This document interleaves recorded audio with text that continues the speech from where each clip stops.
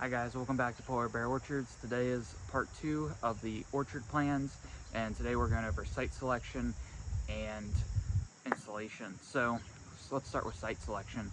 So most of the time you would want to choose a flat site, especially for a U-pick operation like we want to do. But there's two problems with our flat areas. Our flat areas are either on top of a ridge or in a valley. Ridges aren't great because of the high winds, and valleys are really bad because they act as a cold sink. So if you guys didn't know this, air acts like a fluid, and the colder air is denser, causing it to sink down.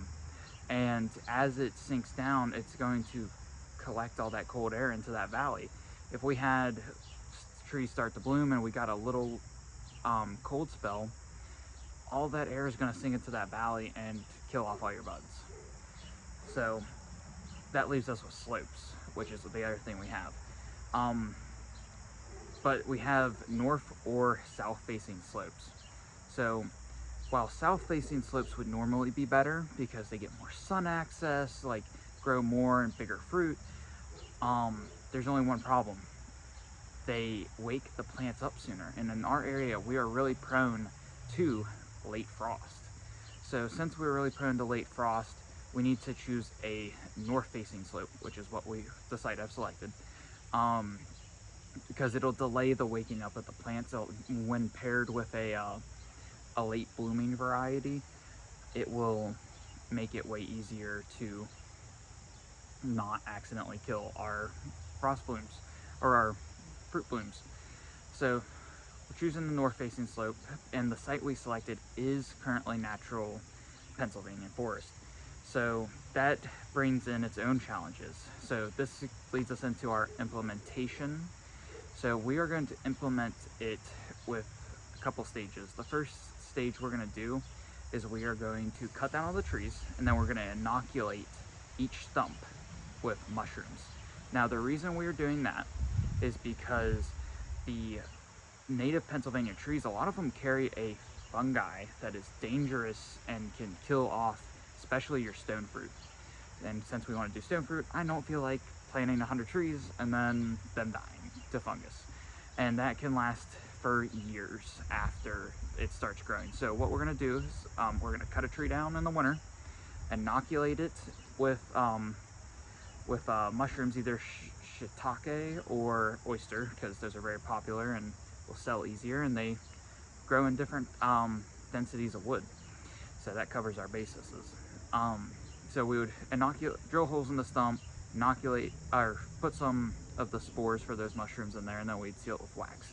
And then since they're overtaking the stump the whole time, they don't, the other fungus doesn't have a chance to get in. All right, so after we've inoculated the mushrooms into the stumps, we would obviously drag out all the logs and hopefully either sell them or make them into something around the farm. And then what we're going to do is that next spring, we are going to sow spring rye.